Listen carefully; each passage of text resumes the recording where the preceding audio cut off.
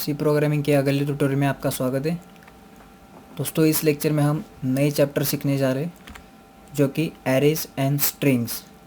ठीक है, तो सबसे पहले हम इस चैप्टर में एरेज क्या है देखते हैं। What is array, array declare कैसे किया जाते हैं। ठीक है, तो सबसे पहले इस लेक्चर में हम देखते हैं कि एरेज क्या होते हैं।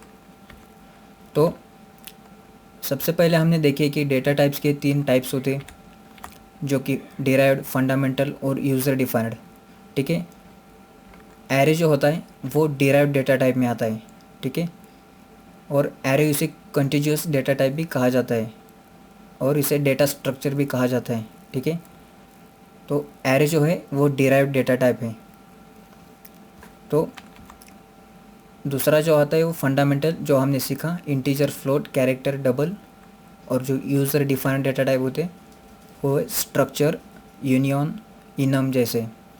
ठीक है, तो एरे सी में क्या होते हैं, सी प्रोग्रामिंग में array is a collection of data that holds fixed number of values of same type. यानी कि जो हमारा एरे होता है वो सेम टाइप के वैल्यू ही स्टोर करता है।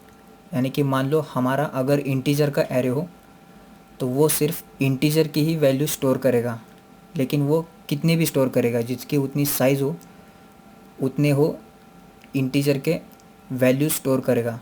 अगर कैरेक्टर का एरे हो तो सिर्फ वो कैरेक्टर ही स्टोर करेगा। ठीक है, इसलिए इसे फिक्स्ड नंबर ऑफ़ वैल्यूज़ कहा जाता है। तो एक बात ध्यान में रखिए कि एरे जो होता है वो कीवर्ड नहीं है, तो एरे एक डेटा स्ट्रक्चर है।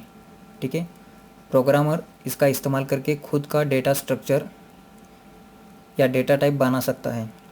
ठीक है, तो हम एरे का यूज़ क्यों करें।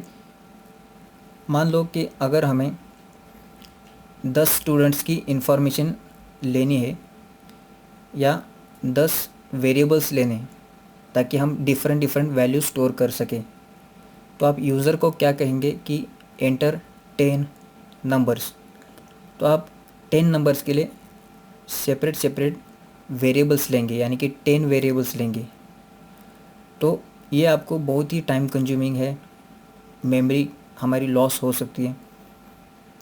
ठीक है, लेकिन एरे का इस्तेमाल करके हम सिर्फ एक ही वेरिएबल बनाते हैं। ठीक है, तो उसे साइज़ होती है, उस साइज़ के आधार पर हम जितने चाहे उतने वैल्यूज़ हम एक्सेस कर सकते हैं। यानी कि हमारा टाइम भी सेव हो गया और मेमोरी भी सेव हो गई। ठीक है, तो अगर हमें 5 सिमिलर वेरिएबल्स चाहिए तो हम एरेज का यूज़ कर सकते हैं। यानी कि 5 इंटीजर वैल्यू ही हम चाहते हैं, तो एरे हमें बेस्ट एग्जांपल से वैल्यूज़ एक्सेस कराने के काम आता है।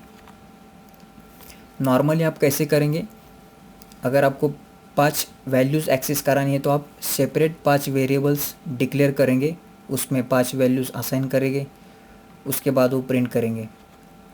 ठीक है, तो ये बहुत टाइम कंज्यूमिंग है और लेस इफ़िशेंट है। वही वैल्यू हम एरेज का इस्तेमाल करके कैसे स्टोर कर सकते हैं, ये आप देखें। इंटीजर एरे ऑफ 5, यानी कि यहाँ पे 5 वेरिएबल्स का एरे बना दिया और इसमें हम डायरेक्टली वैल्यूज़ असाइन कर दिया।